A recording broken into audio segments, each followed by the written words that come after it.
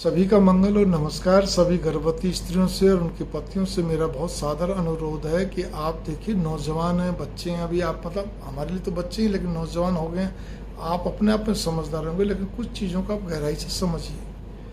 हमें जब पत्नी आपकी गर्भवती है, और पत्नियों को भी समझना चाहिए, उन स्त्रियों को भी, जब आप गर्भवती हैं तो हमें किसी भी जगह, पहली बात तो देखिए, शास्त्रों ने जो कहना बड़ा साइंटिफिक है कि हमें गर्भ के दौरान में कई दूसरों तक जाना ही नहीं चाहिए।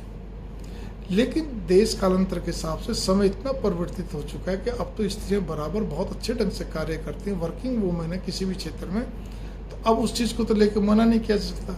लेकिन आपसे जितना भरसक प्रयास हो सके अपने कार्य क्षेत्र को छोड़कर, बाकी आप कोशिश करिए, ज़्यादा इधर उधर भटकिए कम, बहुत कम इधर से भटकना, मत इधर से उधर आना जाना कम करिए, चाहे रिश्तेदारी में हो, चाहे किसी परिचय के घर में हो, चाहे क्या कहते हैं, यहाँ तक कि किसी भी निर्जन स्थान में, निर्जन किले में, आपका पार्क में, या कोई भी ऐसी जगह पे, जंगल में कहीं। अब देखिए, अब जंगल आप क्या बोलते हैं, जैसे कॉर्बेट पार्क आती है, तो जब इसके अंदर जाते हैं कई बार बड़े जानवर खूंखार होते हैं, कई बार हम डर भी जाते हैं।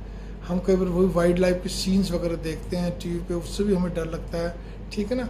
इसी तो वो तो हो गया, जब उससे डर भी कई बार हमारे अंदर बैठ जाता, तो जब हम सामने जा रहे हैं तो फिर इससे क्या होता है, कई बार कुछ किले ऐसे हैं जहाँ पे घूमने के लिए लोग बहुत जाते हैं, टिकटें भी लगती हैं वहाँ पर, लेकिन हमें क्यों जाना उस किले में, किस लिए जाना उस टूटे हुए हिस्से में, या उस किले में, साबुत किले में किस लिए जाना। अरे भाई, जब हम किसी महापुरुष का ओरा इस चीज़ को मान के चलते कि उनके कण आज तक विराजमान हैं, जितने महात्मा महापुरुष हुए हैं, सिद्ध संत पुरुष हुए हैं, हम जाके वहाँ पे मत्था टेकते हैं, तो आप क्या सोचते हो, जब वहाँ पॉजिटिविटी इतनी है, तो जो लोग इतने ज़बरदस्त नेगेटिव रहे होंगे, तो उनकी भी नेगेटिविटी के अंश वहाँ पर हैं, मौजूद हैं।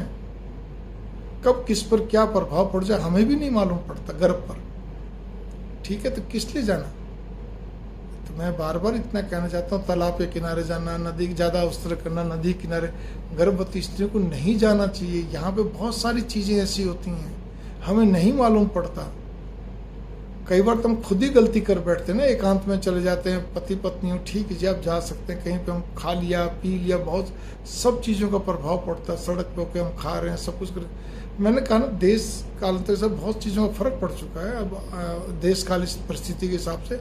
लेकिन कृपया करके जितना आपसे हर संभव प्रयास हो, आप अपने आप को और अपने बच्चे को, गर्भ को आप बचाइए, दूसरों की नज़र ना लगे, कोशिश यही करिए। और दूसरी ऐसी कोई दूसरी हवा या जो भी कुछ समझिए, कोई चीज़ें हमारे को टच ना करे, ये चीज़ें। तो इस चीज़ को आप बिल्कुल भी दकियानुसी पुरातनवादी मत समझना, ये साइंटिफिक है, मैं आपको फिर कह रहा हूँ।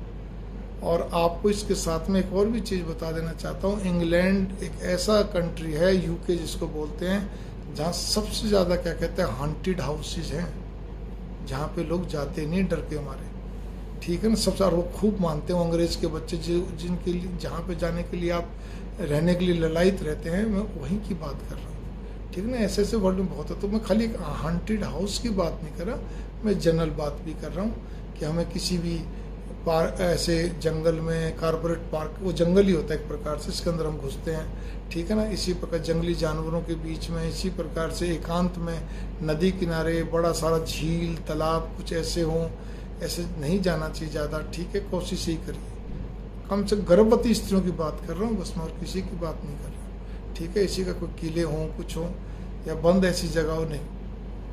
मंगल कामना, नमस्कार।